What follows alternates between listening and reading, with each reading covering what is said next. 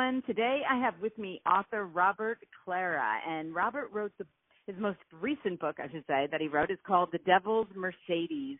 Thank you, Robert, for talking to me about this book. I love this book. Oh, thank you, Michelle. Thank you for having me. Yes, I mean, when I went back, I found this on some kind of Amazon list, okay? And when I went back to do the research for you, and then I saw the other books you wrote, I was like, I wish I would have had time because I would have read all three of them because I love the way you write about history. I mean, thank you. I work pretty hard at it. Yes, I can tell. And I'm a huge history buff. I mean, historical fiction and history are my favorite genres to read anyway, but I love the way you told the story. And it's kind of funny because when I was telling people about it, you know, friends and family that I talk to about what I do, I'm like, you have to get this book. Like, did you know that Hitler rode in a Mercedes? And this one woman that I'm friends with, she was like, you didn't know that? I'm like, no. I'm surprised she did know it. But then did you turn around and say, did you know that it came to the United States, or had you already lost her? Well, no, she actually did. Okay, so she's an older woman. I'm 52. She's in her 70s, and she okay, so then she would know. Yeah, she knew, and so I love that.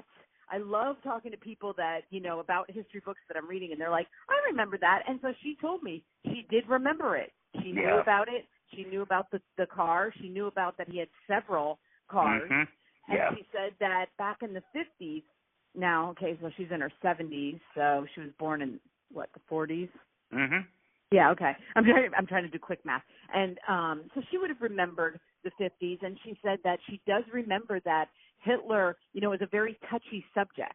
As much as people were interested. Yeah, but as much as people were interested in, like, oh, he drove in this car, a lot of people were like, oh, he drove, like, like...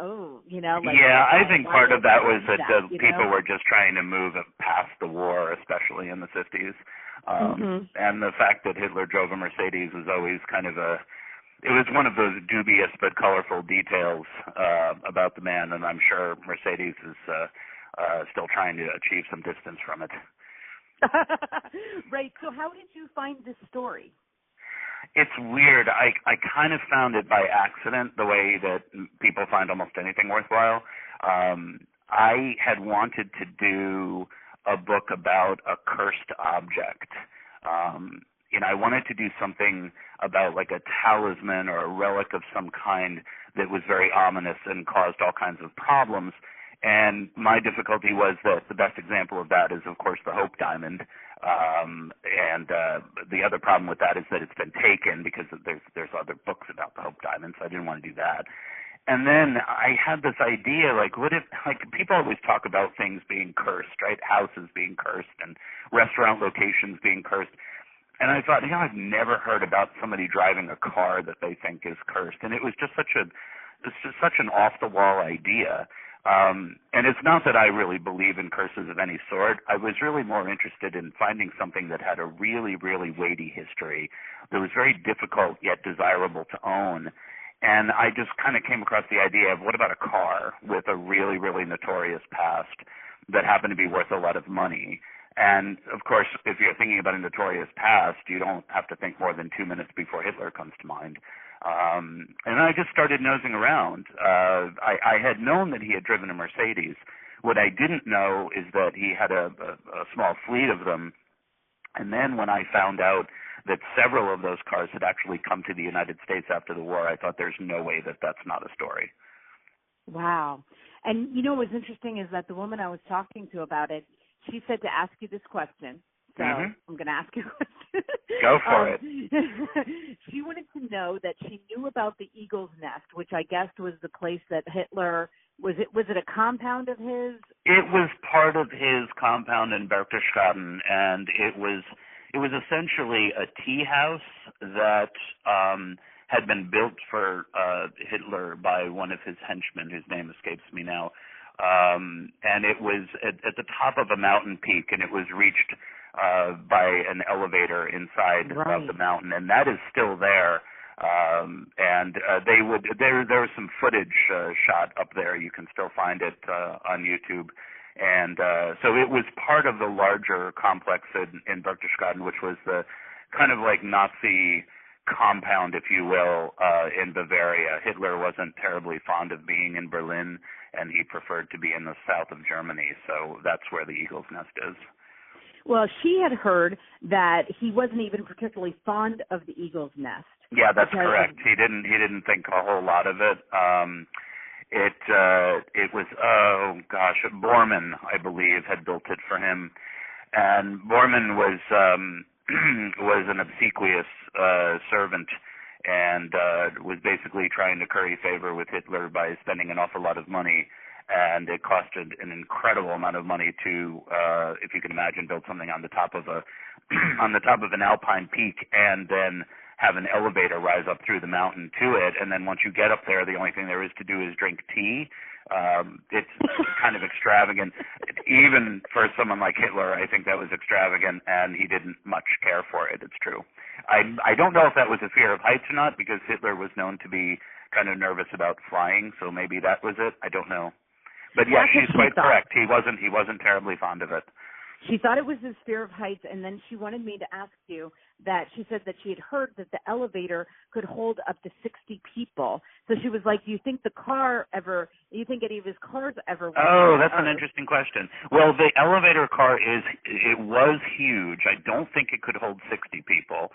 Okay. From the looks of it, my guess is 25, maybe a little bit more. It was very, very big.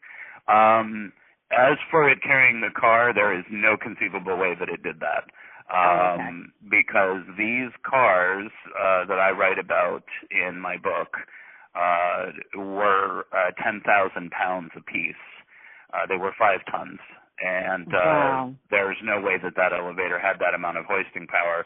And even if it did, once they got to the top, there was no place to drive around. So there was no road. I mean, it was a 20-foot-long limousine. There was no place to put it once they got up to the top. So they left the limousines at the bottom of the mountain. I've seen pictures of that. So, okay. They're awesome. I mean, it's a novel idea, but no, they didn't do that. Yeah, that's what I was thinking. Would they have roads up there? I mean, isn't that the point that they? No, it was a tea house, and it had like a small terrace, and I think there were trails that you could even hike up there if you were so inclined, but no roads that I've seen. Interesting. So then they had their cars. So Hitler, decides that he likes these cars. Okay, the Mercedes, and they built him. He was devoted to Mercedes. It was the first car that he owned. And early in his political endeavors, he was in a very serious car accident.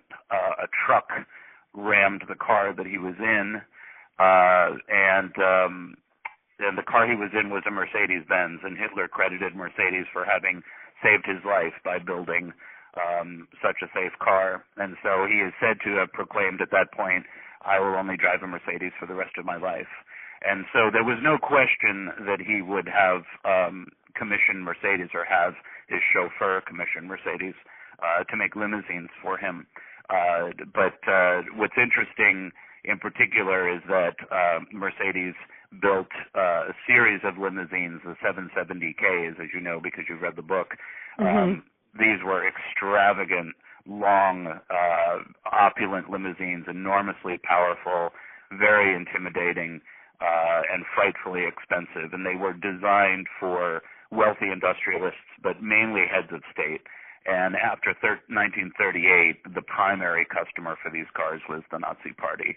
And so, in a sense, Mercedes is really just building these cars pretty much for Hitler. Wow. That was crazy for me to find out. I've never owned a Mercedes, so No, you know what? I haven't either. And having seen both of the cars that are in my book, I honestly cannot even imagine owning something like this, much less driving it. And I learned how to drive on a 72 Cadillac, which is, believe me, that's plenty long and plenty heavy too. Yes, it is. I think that car was just shy of 2 tons, and I mean that's just enormous. But if you can imagine something that weighed 5 tons, I mean it's just. I've spoken to people who have driven this car, and they've said that that driving a truck is easier than driving this thing. It was just an absolute monster, and in that sense, it was suited to Hitler. It was suited to Hitler practically, but more important, I think it was suited to him metaphorically. Yes, yes, I know. When you look at the picture, even on the front cover of the book, and you see where the guy's sitting to drive it, and you're like, there's no way he sees anything in front of. Oh yeah, no, it was completely. I mean, the car just swallowed you. Right. And I don't know. Hitler did have a driver's license, but he didn't drive. I don't believe after the mid 1920s. He preferred to be driven around. So I don't believe he actually drove one of these cars himself. But his own chauffeur, as I mentioned in the book, who was a very tall, lean man, when he first took the wheel of one of these things, he had to roll up blankets and sit on top of them just to come close to seeing over the hood of this thing. Yeah, and I love the part where that, because he would stand on the passenger side.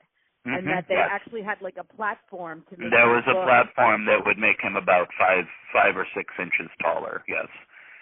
Yeah. Which is, I mean, it's just such a ridiculously perfect detail when you think about it, because you already have here a car that really, the value of the car was not practical in terms of getting from point A to point B. The main value of the car for Hitler and the senior Nazi officials was to use it for propaganda purposes, to use it in parades. It was a very intimidating car, a very expensive car, and it conveyed power and authority and a good deal of fear, and I'm sure that none of that was an accident. And then on top of that, not only to have this terrifying, ostentatious automobile, but to insist on standing up in the front of it, as Hitler did, and then having a platform to make him that much taller, it's just complete propaganda overkill, but in a sense, it all fits. Right. And I was trying to think of the story in the book that you told about I think it was the 1938 Olympics. Oh, the 36 Olympics, probably the 36 Olympics, yeah. The 36 Olympics, because I don't know if any of my listeners have read Boys in the Boat. What a fantastic book. The gentleman doesn't need any help from me to help his sales, because I think that's been a bestseller for a few years now. But yes, it really is a terrific book. And I put that detail in there after I came across it. And I had read his book just for pleasure, not for research. But yes, even the boys of that crew team who had visited Berlin, they came back remembering the young German girls and remembering the limousines. Yes, and because I remember when I read that book, and I was so shocked that they came back really, like Hitler had set that whole Olympics up to make himself look so amazing that even they come back and tell stories about how amazing it was. Yeah, I mean, the funny thing was that, well, not the funny thing, he not only wanted to stage an impressive Olympics, but he also wanted to build essentially a Potemkin village, the more virulent parts of Nazi racism, the seeds that had been sown of what would later be the genocide. Those details were kept from view of the visitors. The orders were that Berlin was to be presented as a welcoming and cosmopolitan city. And so the boys who went over there, I mean, I don't want to speculate on the political awareness of a bunch of teenage boys, but in all likelihood they weren't savvy to what was actually going on. In the Nazi regime. Hitler had only been in power for 3 years. So his monstrous deeds were still largely in the future at that point. So I'm not surprised that they came home impressed. I'm not surprised that teenage boys are impressed by cars, period, because when I was a teenage boy, I was impressed by them. and then when I went to see because there's 2 cars in my book, but many cars that belong to Hitler, but there were 2 of them traced to him that came to the United States, and that's what the book is about. I went to see one of them, which is now up in Ottawa, and that detail came to the one you just raised, came to mind again, because I stood there for about 2 hours watching people's reactions to the car. And to this day, here we are well over 7 decades after the war, teenage boys are still impressed with that car. Yeah, well, I can imagine it's a pretty, you don't see cars like that everywhere. It's a mean-looking set of wheels. I mean, if you could divorce it from its past, which of course you can't, right. That's part of the problematic nature of the car. Is if it were just a car, if it were just an old Mercedes limousine, it would be desirable for aesthetic purposes and for its for its engineering appeal, and it is very significant in both of those fronts. But it can't ever disentangle itself from the notorious past that it has. Right. And I was thinking, when I was reading your book, and I read a lot of books every single day, and what I bet you do. I do. And what I loved about your book is that the thing I always say, and I love fiction. I do. I mean, I can read a fiction book too. But what I love about history books is that you can't make this, excuse my French, shit up. No, and that's what I kept. Okay. You have no idea. I completely get that. And you sound like me talking to people that I know when people may have made the mistake over the past 3 years asking me, Robert, what are you working on? And then I started telling them what I'm working on, and I would tell them about the Hitler book, and sometimes over dinner, and their jaws would hit the table. And sometimes they thought that I was talking about fiction.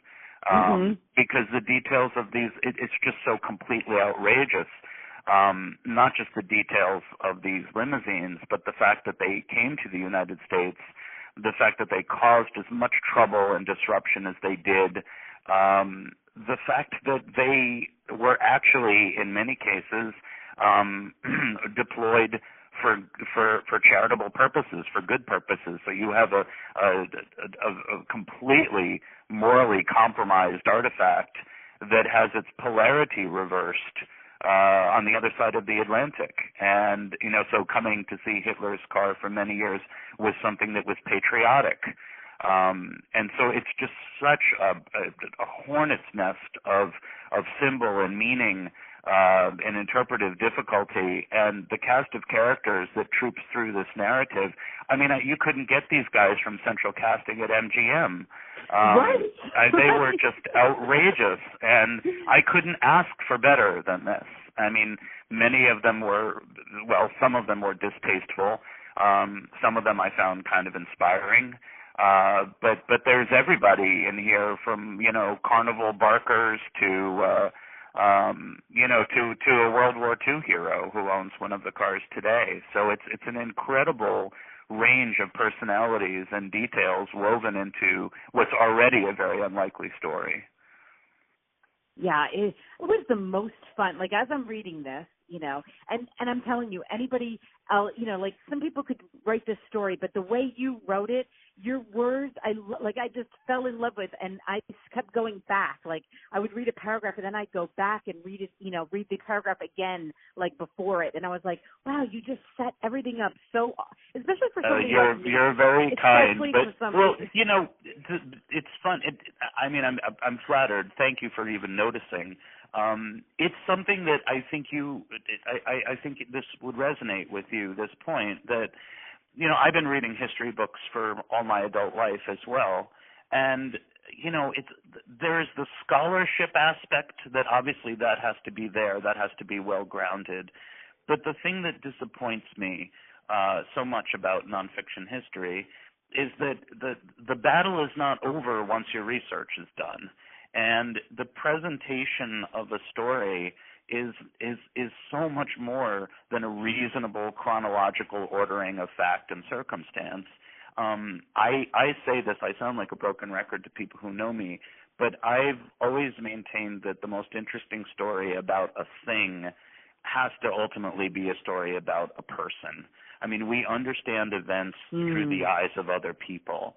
And so when I tell these stories, I'm less interested in the nuts and bolts circumstance, if you will. I mean, obviously that's very important, but I'm very interested in points of view. I want to know what this was like for the people who were there. And I work very hard to find those people that I can talk to them myself, and if I can't do that, I work to find their letters that they might have written or diaries that they might have kept, relatives that might still be alive.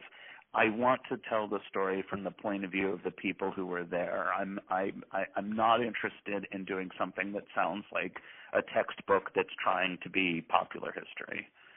Right, and that's what I want to say to everybody. Like, when I saw this book and when I received it in the mail, and I'm reading the cover and I'm thinking, okay, I'm not really a car person, per se. This is my number one worry, is people will think that it's a car book, and it really isn't. It isn't, I have a Volkswagen, though. That's German, so, but I was, I thought to myself, is this going to be, because I read all kinds of different interesting, I step outside of my comfort zone all the time, okay? Right, which is so important. Yes, and I was like, okay, so can I do this? Is this going to be something that's going to keep my attention? And it is exactly the reason what you just said is why it did keep my attention, is because, yes, it was about Hitler's car, but more importantly, it was about the people whose lives it affected. Yes, even whose lives were rearranged and improved or ruined or my feeling, and maybe this is because I've been a journalist for so many years, but I've had a number of very good editors over the years, and I wish I knew who first told me this, but somebody said if you don't have them by the second paragraph, they're not going to read further. And I think that's great writing advice, but I've actually revised it since then. I think if you don't have them from the first sentence, you're going to lose them. And it's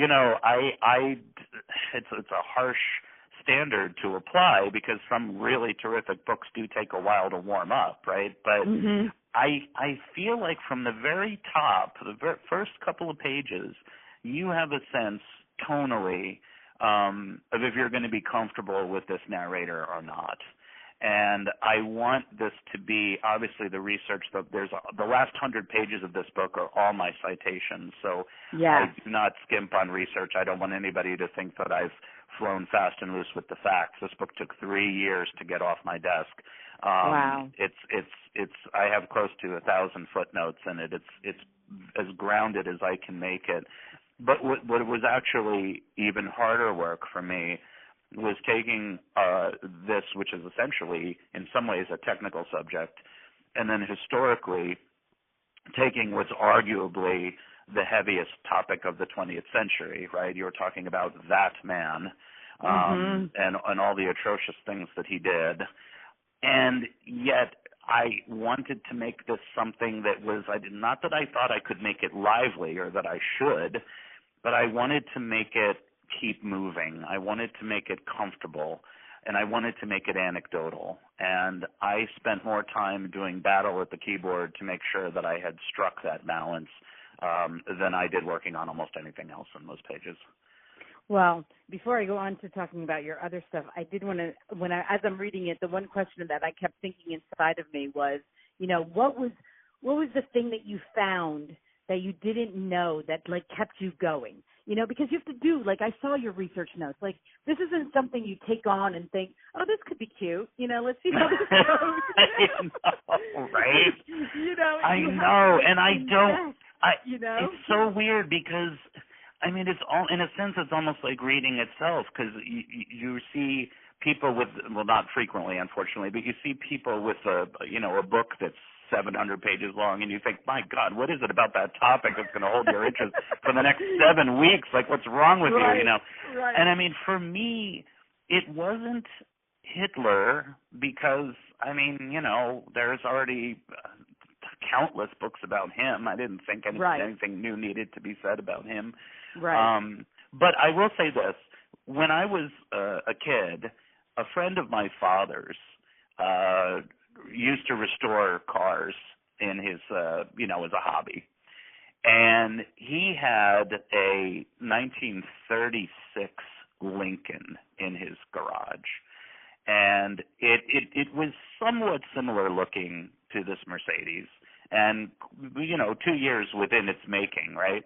Mm-hmm. And it was the same, fat running boards, long hood, enormous steering wheel.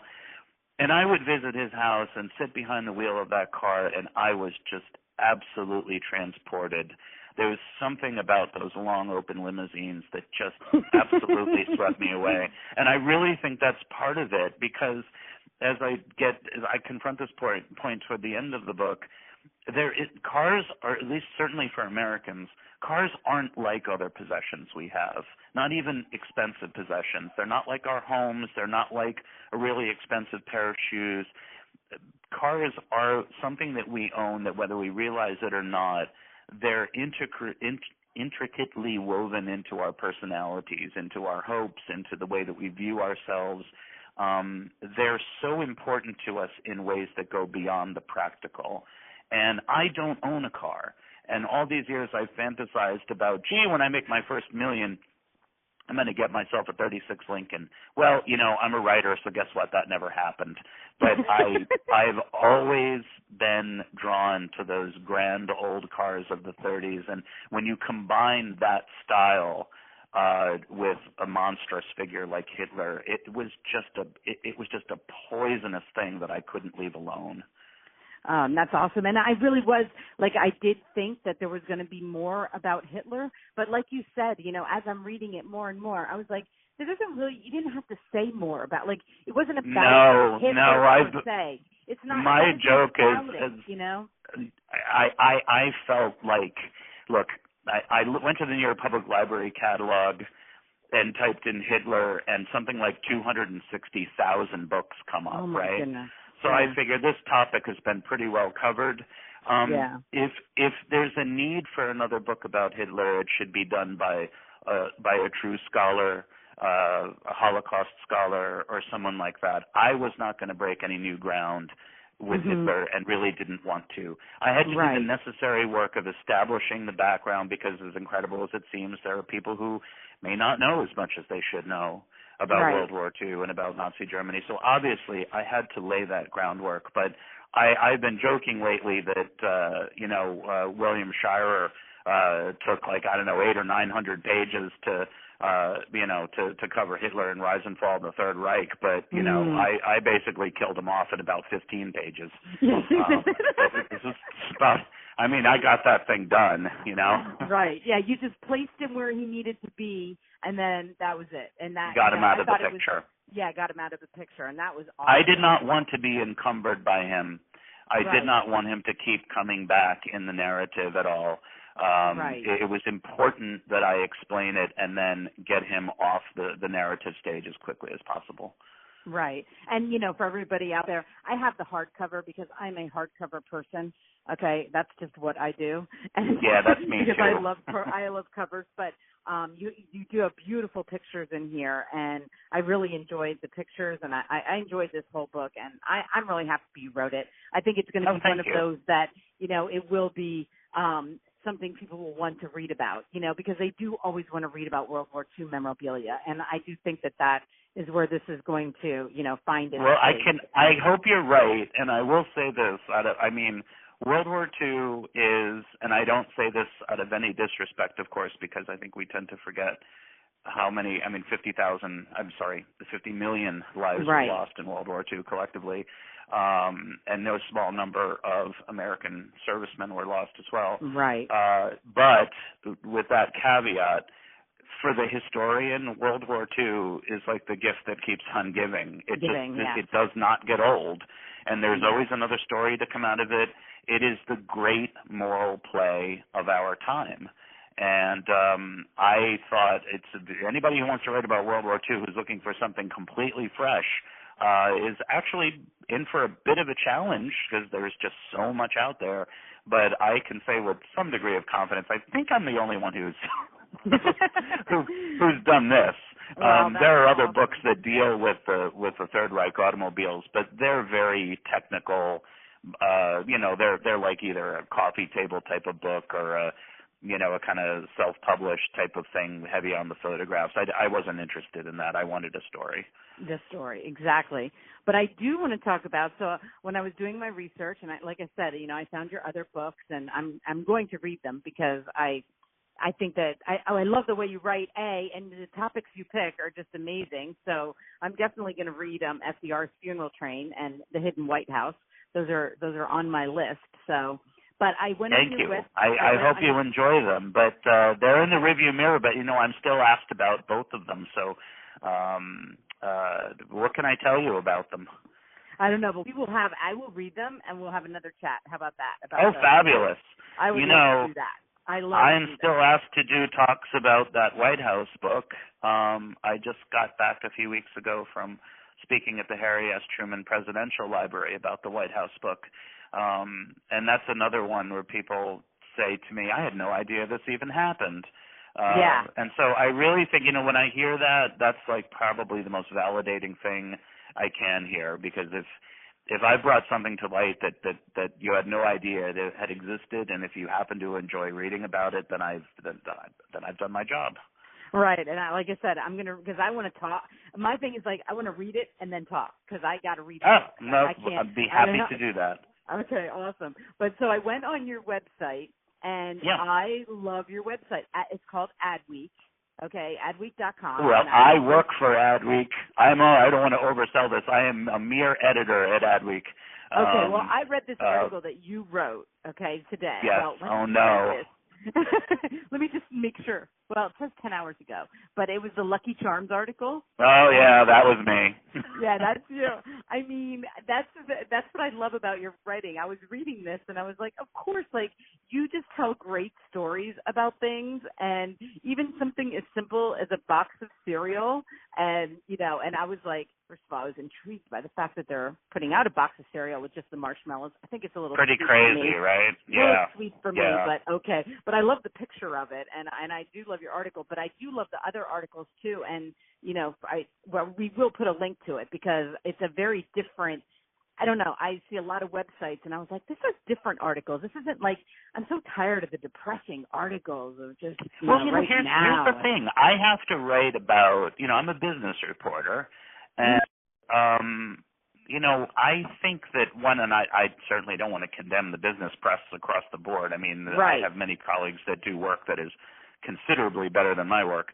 But, there's this history, the reputation that business writing has, that it's, it has to give the quarterly results, and it has to have the official take on this new initiative. And I cover all that. But I think one thing that people forget is that companies, in particular companies that sell things that we buy as consumers, are very interesting entities. And shopping is, I'm sorry, it's a national pastime. And so, I try to challenge myself to okay, so I got to write a story about, Fruit Loops or, whatever. What was the cereal again? I keep forgetting. Lucky Charms. Oh, right. Lucky Charms, another one of the marshmallow cereals. Well, there's 3 monster cereals plus Lucky. The Leprechaun cereal. Forgive me, I get them confused. So I'm like, okay, I have to do this story about a marshmallow cereal.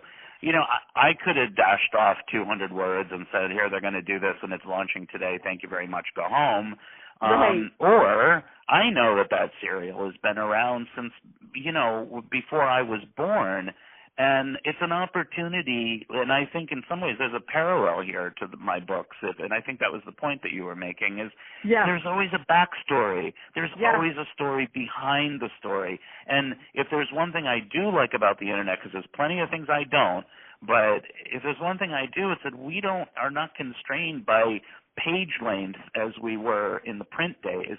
If this were 15, 20 years ago, that would have been, a column, and I would have been in and out. But now, if I want to get into the history of a marshmallow cereal, I can do it. And guess what? There's actually a pretty interesting history behind it. There really was, and that's what I was thinking. I was like, he can write anything. I learned stuff about Lucky Charms, which used to be my favorite cereal as a kid, and I was like, no wonder I used to like it so much. They did this to it, they did that. The article was amazing. Absolutely. And, so I just love your writing, and we will put the links to this. I'm so happy that I'm going to get to talk to you again, because anytime you'd like. That's awesome, because I love your books, and we will be putting, it's called, the newest one's called The Devil's Mercedes, which is an amazing title, The Bizarre and Disturbing Adventures of Hitler's Limousine in America. And it is an amazing book. I loved it. So anyway, we will talk again very soon. Absolutely. And thanks for the call. I appreciate it. I appreciate it too. Have a great night, Robert. Thanks. You too. Okay. Bye-bye.